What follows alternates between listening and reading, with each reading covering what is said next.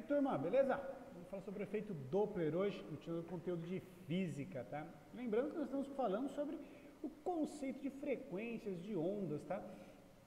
Então, imagina o seguinte, o efeito Doppler, o que ele é? Ele é quando a gente tem a variável, a variação da frequência de onda em relação ao posicionamento de quem está emitindo essas frequências de ondas e quem está recebendo ou quem está observando essa frequência de onda, tá?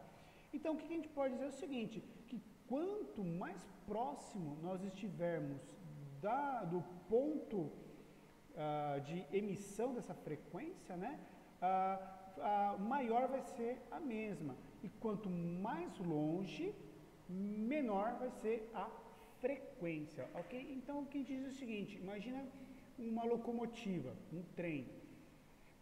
Quando a locomotiva está mais próxima de nós, tá? O apito dela é mais agudo, a gente percebe no nosso ouvido que ele é mais agudo. E isso acontece porque a frequência de onda emitida, como nós estamos próximos, nós temos a impressão, a sensação de que é maior, tá? E quando a mesma está mais longe, essa locomotiva está mais longe de nós, e ela faz o apito, o que acontece? Esse apito ele tem uma sensação de ser mais grave do que o que ele é realmente. Isso acontece por quê? Justamente por causa do efeito Doppler, tudo bem? Então, como funciona essa ideia, né? Nós podemos dizer que a gente pode dizer que nesse momento nós temos dois tipos de frequência, tá? A frequência aparente, que é aquela que nós estamos ouvindo, aquela frequência que nós estamos recebendo, e a frequência real, tá? Que é aquela frequência emitida pela sua fonte. Lembrando também que esse efeito Doppler ele só vai acontecer se eu estiver em movimento, tá? Se eu estiver com o meu emissor em movimento ou se eu estiver com o meu observador em movimento, tá bom? Então, vamos lá. Então, nós dizemos o seguinte, que F1, no caso, seria a frequência aparente. O que é a frequência aparente? É aquela que o observador está recebendo, tá bom? E F vai ser a frequência real, a frequência emitida pelo objeto. Então, no caso ali, a nossa locomotiva. E o observador, no caso, as pessoas ali paradas ouvindo o apito dessa locomotiva. Então, nós dizemos que quando a frequência aparente é maior que a frequência real, dizemos que o objeto está em processo de aproximação, ou ele está próximo. Quando a frequência aparente é menor que a frequência real, o que acontece? Dizemos que o objeto está se afastando ou está longe do observador, ok? Então, preste minha atenção nesse momento. Por que eu tenho que saber se está se aproximando ou se está se distanciando, tá? Ou se está se afastando? Porque quando nós formos calcular a frequência, tá? Tanto a frequência real quanto a frequência aparente, eu vou trabalhar com esse conceito de afastamento ou com o conceito de aproximação, tá? Então, quando eu uso na fórmula em si, ela diz o seguinte, que a frequência aparente, tá? Ou seja, a frequência do observador é igual à frequência real ou a frequência emitida pela fonte, dividido pela velocidade da onda, aí a velocidade total da onda, tá, pessoal? Mais ou menos a velocidade do observador. Então, se o observador estiver em movimento ou se ele estiver estático, essa velocidade vai ser aplicada na fórmula também, ok? Esse sinal de mais ou menos, o mais ou menos, eles representam o quê? A velocidade em que eu encontro a relação em que eu encontro o observador à fonte de emissão, tá? Então, quando nós trabalharmos com o sinal de mais no observador, a fonte está próxima. Quando eu trabalhar com o sinal de menos no observador, a fonte está longe, ok?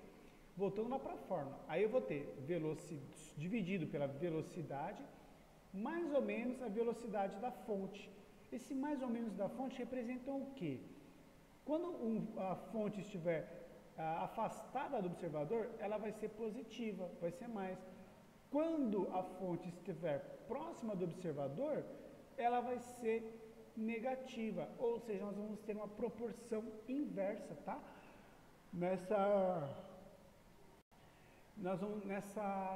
Nesse quesito, né, da estrutura da fórmula. Então, lembrando que F com apóstrofo é a frequência aparente, que é igual a F, que é a frequência real emitida, multiplicado por V, a velocidade da onda, mais ou menos a velocidade do observador, ou seja, a velocidade em que o observador se encontra, dividido pela velocidade da onda, mais ou menos a velocidade da fonte. Que nem eu comentei anteriormente, né?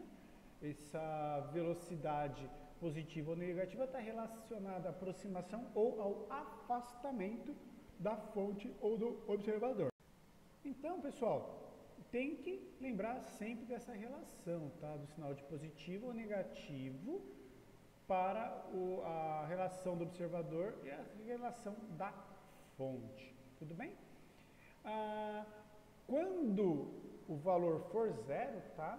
Ou tiver uma relação de zero, quer dizer que a fonte ou que o observador ele está parado. Bom, vamos então ver um enunciado como você faz para resolver, que eu acho que esse é o grande interessante aqui. Então, o enunciado, né, ele diz o seguinte para a gente: um automóvel com uma velocidade constante de 108 km/h passa buzinando por um pedestre parado. A frequência do som emitido pela buzina é de 50 Hz. Sabendo que a velocidade do som no ar é de 300 metros por segundo, determine a frequência do som que o pedestre ouvirá ao ser ultrapassado pelo veículo. Ok? Então, vamos lá para a resolução. Então, né, turminha, vamos agora checar lá a resolução do enunciado, né? Então, graficamente, visualmente, nós temos a seguinte situação. Eu tenho, então, o meu observador. Então, eu tenho lá, né, o meu observador parado, ou seja, a velocidade dele é igual a zero, ok? Eu tenho, então, um veículo em movimento, uma velocidade de 108 km/h, e o interessante é que a fonte da emissão da buzina está se afastando do observador. Anota essa informação, a fonte está se afastando do observador. Então, para a resolução, como eu comentei, nós temos que sempre separar os dados, né? Então, como o observador estava parado, a velocidade dele é igual a zero, tá?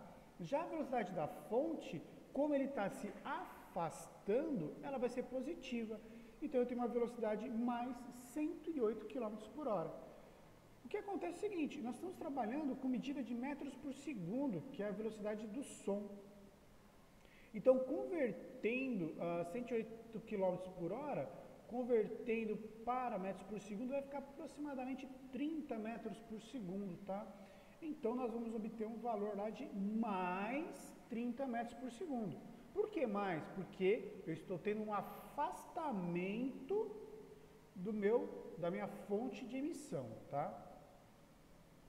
Então, nós sabemos também que a velocidade do som, tá, é de 340 metros por segundo. Olha que legal, então eu já achei a velocidade lá da fórmula. Velocidade do som, 340 metros por segundo. Já a frequência do som emitida, pessoal, lembre-se, a frequência do som emitida, ou seja, a frequência real, é de 500 Hz.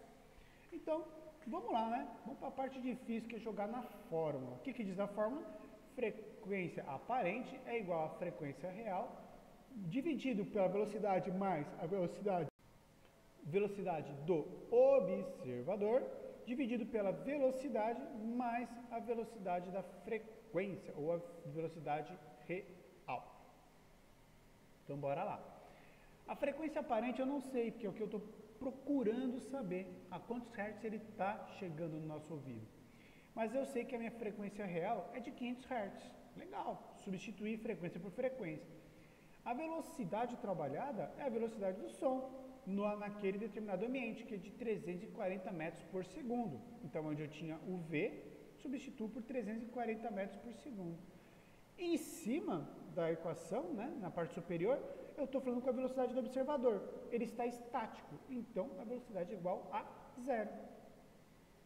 Embaixo eu tenho a velocidade de quem? A velocidade da minha fonte real, que equivale a 108 km por hora.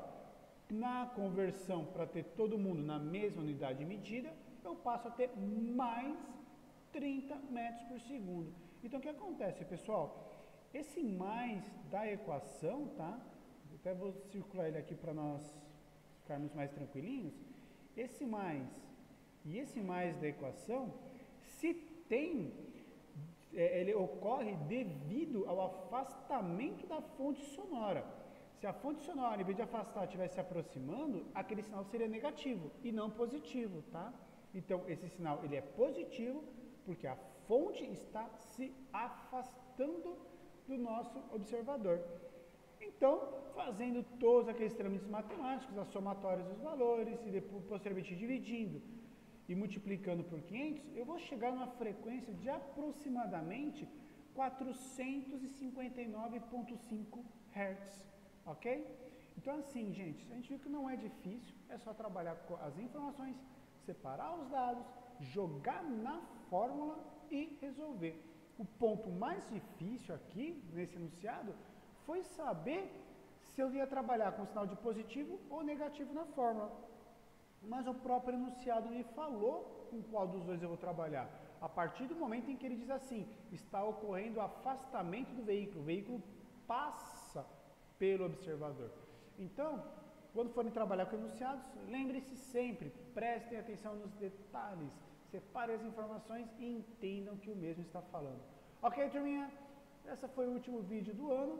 Um grande abraço a todos e fiquem com Deus. Tchau, tchau e até a próxima.